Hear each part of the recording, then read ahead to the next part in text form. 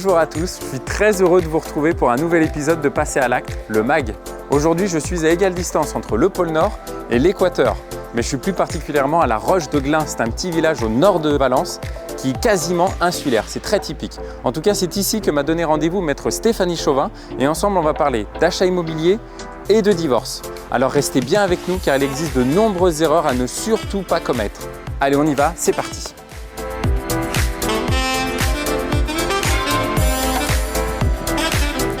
Salut Stéphanie. Bonjour Alexandre. Tu vas bien? Ouais, oui, très bien. Bon, merci de me recevoir chez toi, ici à la Roche de Glin. Merci d'avoir fait le trajet pour venir jusqu'ici. Bah écoute, c'est une belle rencontre en tout cas parce que j'ai pu déjà déambuler un petit peu dans la ville et ça me fait vraiment penser à l'île de Ré, tu vois. Oui, on est un petit peu sur une île puisqu'on est entouré de chaque bras du Rhône avec le barrage de la Roche de Glin. Ok.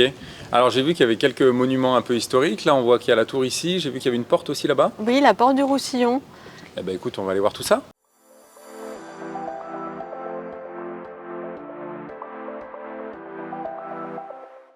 Alors Stéphanie, pour parler plus précisément du divorce, il existe deux possibilités. Il y a le divorce à l'amiable et puis le divorce plutôt en contentieux. Oui, c'est ça. Quand on n'arrive pas à se mettre d'accord. Il y a eu des changements sur le divorce à l'amiable récemment.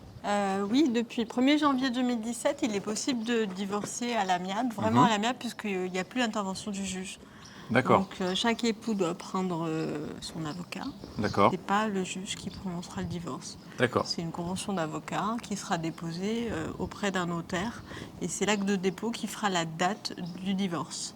Et si j'ai acheté un bien immobilier en commun avec la personne avec qui je suis en train de divorcer, est-ce que je suis obligé de repasser par mon notaire avant de divorcer ? Il faudra voir ce qu'on fait de ce bien immobilier, effectivement, dans le cadre de la procédure. Donc soit il faut vendre le bien avant, soit il y a un partage qui doit se faire. D'accord. Mais effectivement, le mieux, c'est d'aller voir le notaire avant de voir les avocats pour se mettre d'accord sur tout. Le principe, la liquidation et le partage. Ok. Alors, admettons que je sois dans l'obligation de divorcer. Quel est, toi, le premier conseil que tu pourrais me donner ?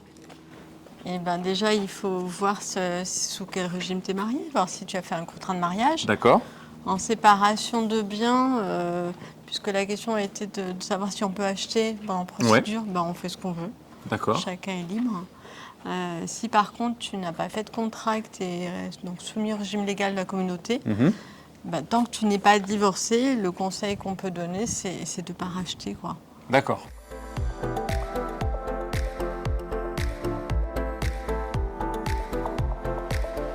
Bon alors Stéphanie, j'ai bien compris qu'il fallait d'abord attendre la fin de la procédure de divorce, mais du coup moi je fais quoi en attendant? Je vais chez papa-maman? Comment ça se passe? Si tu as besoin de te reloger, tu peux peut-être patienter un petit peu et trouver une location. D'accord. Si la procédure est à l'amiable, ça peut aller assez vite. Ouais. Si par contre c'est une procédure contentieuse, il peut y avoir des solutions. D'accord. On peut effectivement envisager d'acquérir par le biais d'une SCI. Alors, donc là, oui, après, je peux repartir sur une SCI, effectivement, alors avec mon ou ma future conjointe. Ton nouveau compagnon ? Oui, avec mon nouveau compagnon, effectivement. Donc là, après, je peux redémarrer directement une SCI en même temps que la procédure de divorce. Ça, c'est possible. Oui, tout à fait. Ok. Ouais. Mais il faut bien que ça soit de l'argent propre. D'accord. Alors, on ne parle pas de blanchiment d'argent, là, mais on parle bien d'argent propre à toi, de par ton patrimoine, de par ce que t'as donné tes parents. Avec ma future ex, entre guillemets, on se met d'accord, ok, tu peux acheter pendant la procédure de divorce, ça marche ou ça marche pas? Écoute, il y a beaucoup de clients qui nous demandent ça et qui nous disent de procéder comme ça. Nous, on ne conseille pas parce que ce qui va se passer, c'est que si le divorce n'est jamais prononcé, le bien va rester dans la communauté. Et ça peut durer, quoi. Et puis si le divorce est prononcé, il faut savoir à quelle date le bien est rentré dans ton patrimoine. Donc c'est vrai que si tu t'engages sur une promesse de vente et que la vente intervient après que le divorce soit prononcé, c'est possible.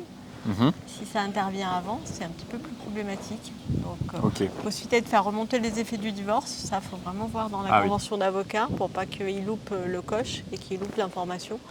Sinon, ça peut être problématique de retrouver encore un nouveau bien dans la communauté à partager, quoi. Ok.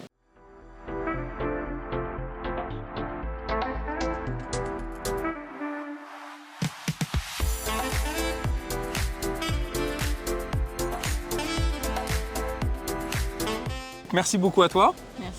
Bon, j'espère que je ne vais pas divorcer tout de suite. Hein. On n'est jamais obligé de divorcer. Hein. Bon, ça, c'est un des conseils que je vais retenir au milieu de tous les autres conseils que tu nous as donnés. En tout cas, je te remercie et puis nous, on se voit très vite. Très bien. Bon, super. J'espère que tous ces conseils vous auront été utiles.